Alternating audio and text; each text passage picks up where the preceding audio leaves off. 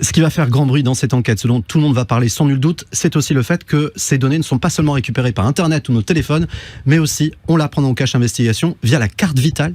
Eh oui, alors là, ça a été une énorme surprise pour nous.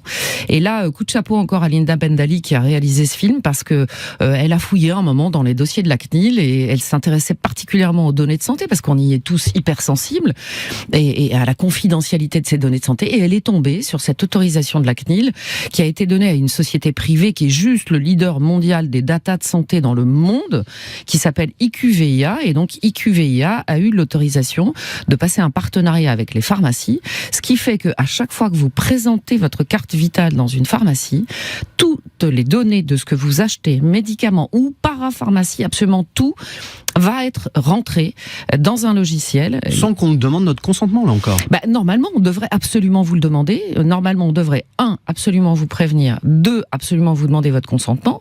C'est obligatoire. Le consentement explicite, c'est dans la loi. On doit vous le demander. Or, moi, j'ai fait le test. On a fait le test, nous, dans 200 pharmacies, 0 affichette. Alors, petite précision, ils vous disent que ces données de santé sont anonymisé, c'est-à-dire qu'il n'y a plus le nom et le prénom.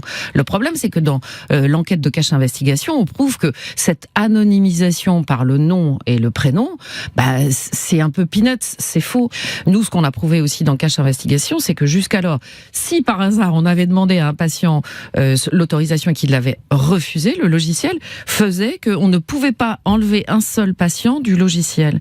Et donc, comme je fais l'interview du patron d'IQVIA France, et comme par hasard, 2 mois après, le bug a été réglé et on peut maintenant enlever sans problème un patient du logiciel. Alors qu'avant, ça n'était pas possible. Donc si ça n'était pas possible d'enlever un patient, c'est bien donc que les patients n'étaient pas du tout informés et qu'on ne leur laissait pas cette possibilité de refuser la captation de leurs données.